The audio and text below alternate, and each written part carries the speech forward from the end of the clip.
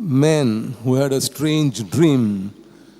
An angel took him to a Sunday worship service, and the organist played. The keys went up and down, but there was no music. The choir sang, their mouths opened and closed, but no song came from their mouths. The congregation prayed, their lips moved, but no prayer could be heard. The man turned to the angel and said, "The lips moved, the choir sang, the congregation prayed, but nothing could be heard. Why didn't we hear anything?" The angel replied, "Because there is nothing to hear. There's lots of activity, but no real worship."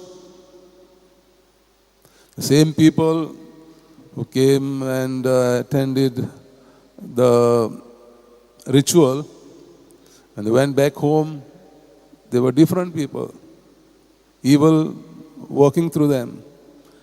Some of them avoided their duty to their parents, to their neighbors.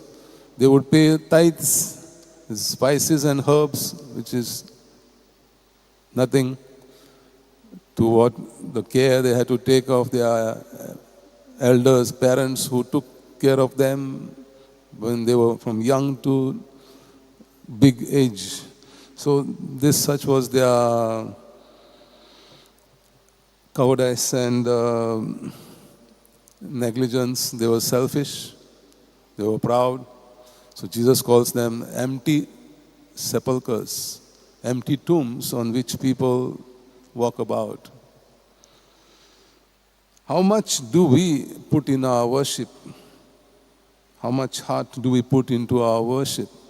Do we mean when we come here, we thank God, we plead God to give us the grace? Do we really mean it? Lord, help us to worship you not only with our lips, but also with our lives. Not only with our heads, but also with our hearts.